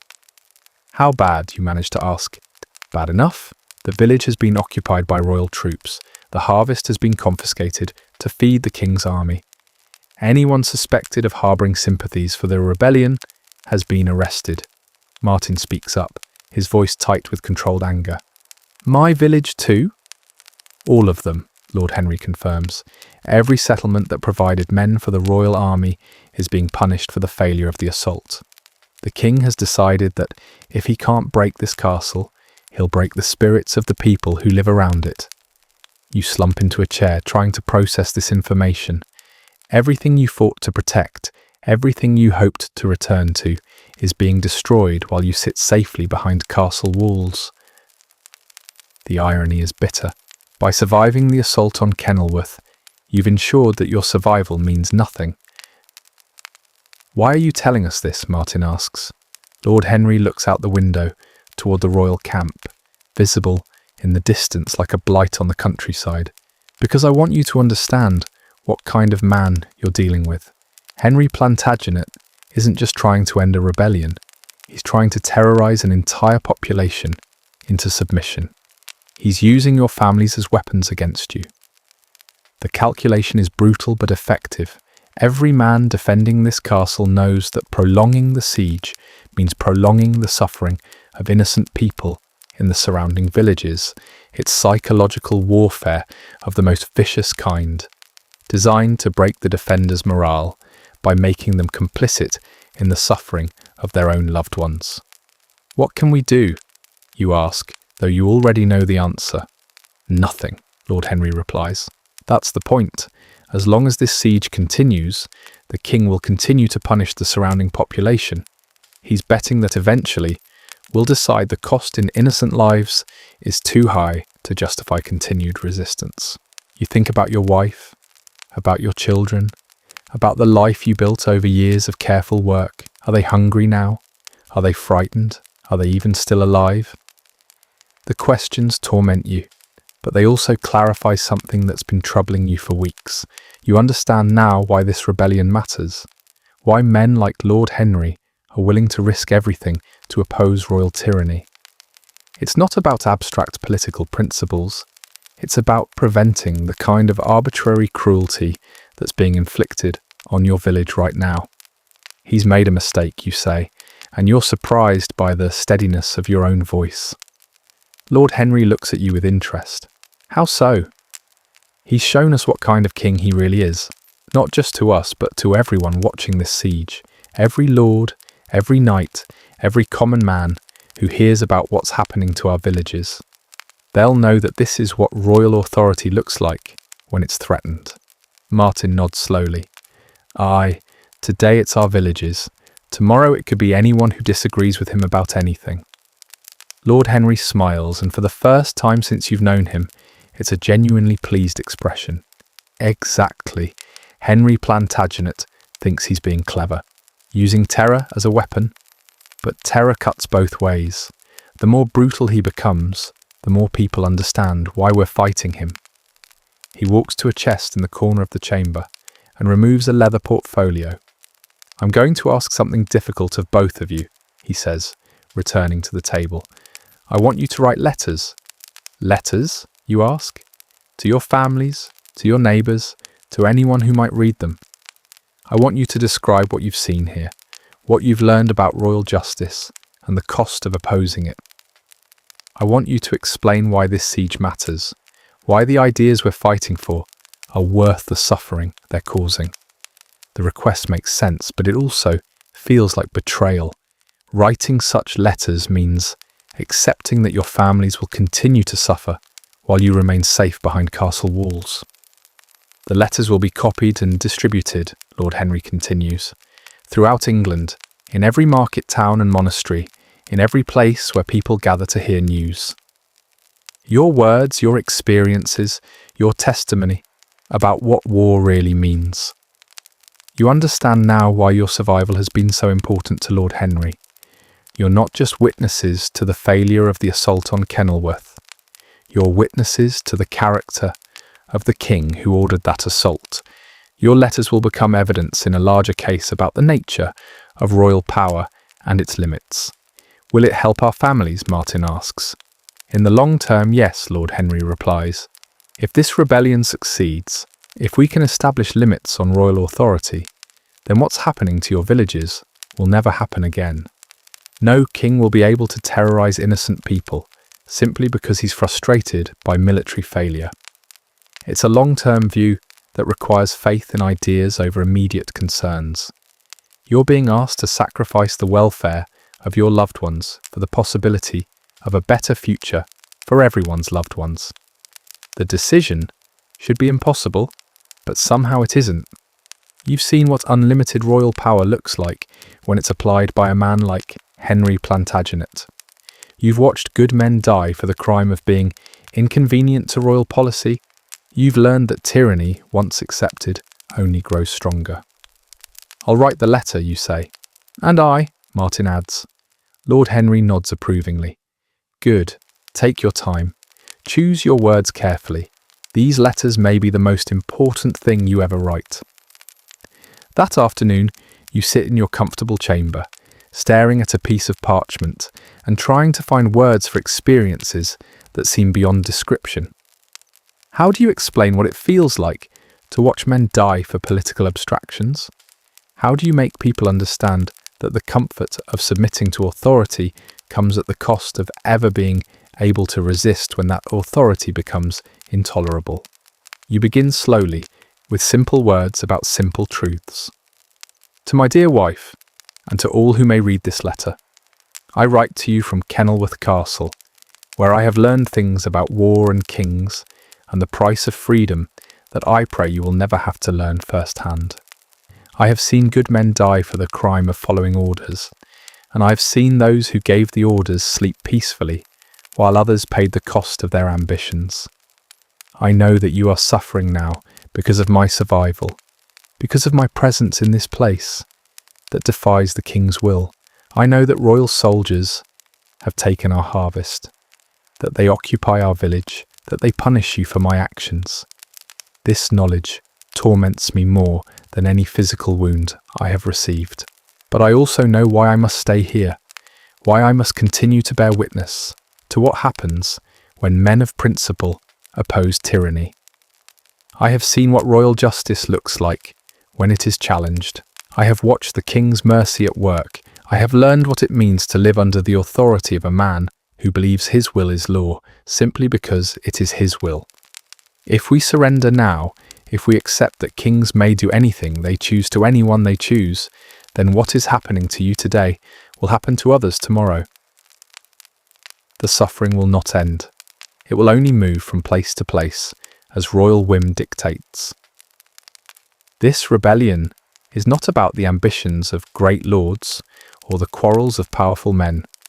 It is about whether common people like us have any protection against the arbitrary cruelty of those who rule over us. It is about whether there are any limits to what a king may do in the name of maintaining his authority. I pray for your safety every day. I dream of returning home to you, but I also pray that the home I return to will be a place where no king can ever again terrorize innocent people, simply because he is frustrated by his inability to impose his will on others. Your loving husband, William. You read the letter over several times, making small changes, trying to balance honesty about your situation with hope for the future.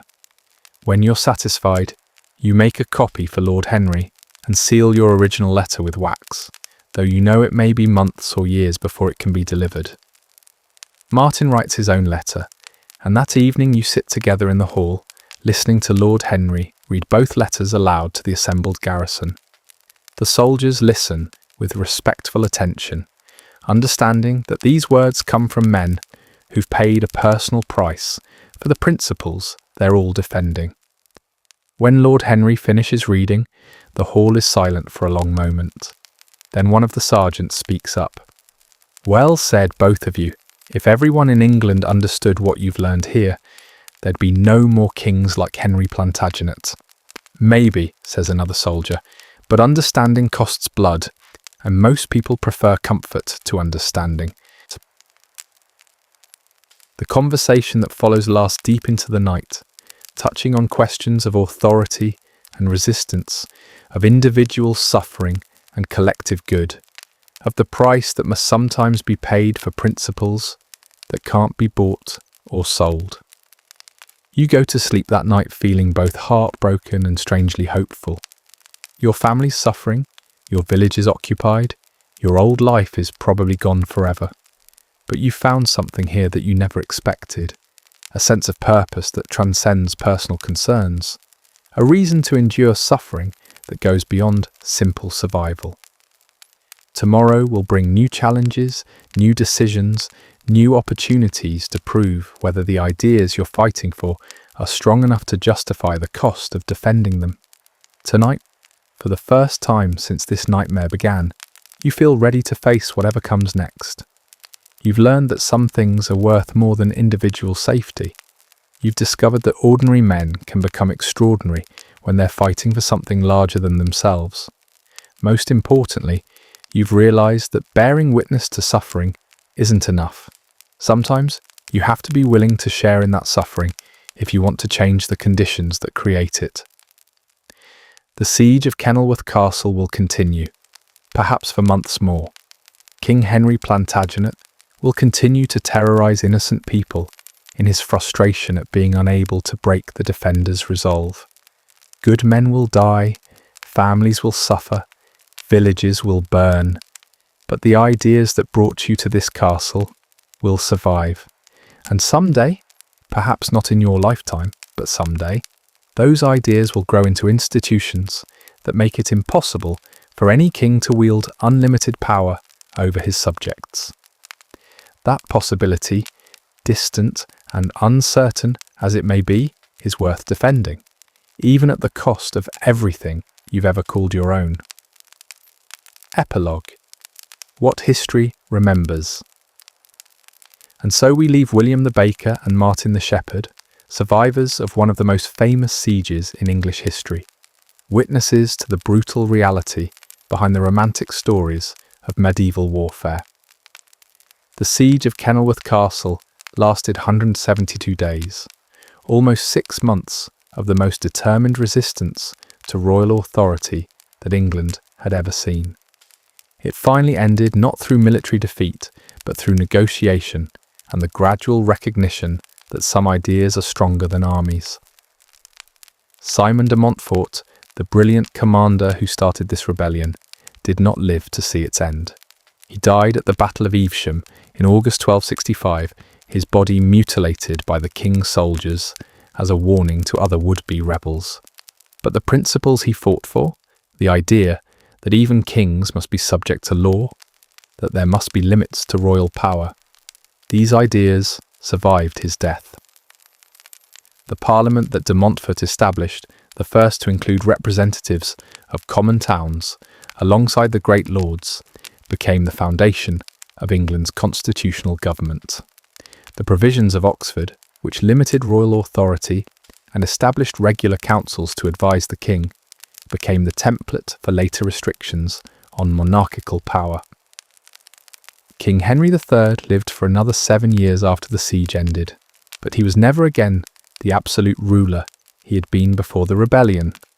The cost of maintaining armies in the field for months at a time, the political damage caused by his treatment of innocent villages, the simple demonstration that determined men could successfully resist royal will, all of these factors changed the nature of English kingship forever. As for our two survivors, history does not record their individual fates. They disappear from the chronicles after the siege ended, absorbed back into the anonymous mass of common people whose names are forgotten but whose actions shaped the world we inherit. Perhaps William returned to his bakery, if it still existed. Perhaps he found his family alive and was able to rebuild the life the war had destroyed. Perhaps he discovered that some experiences change a man so completely that he can never truly go home again.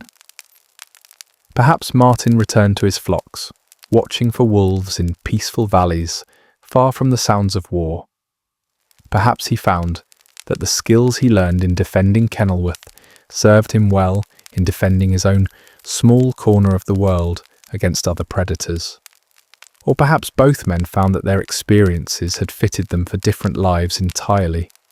As soldiers, as teachers, as men who understood something about the price of freedom that most people never learn. What we know for certain is that they lived through one of the defining moments in English history, when the idea that royal power has limits was tested against the full military might of a king who believed himself accountable to no earthly authority. They survived an assault that claimed the lives of nearly 200 men. They witnessed the brutal efficiency of medieval defensive warfare.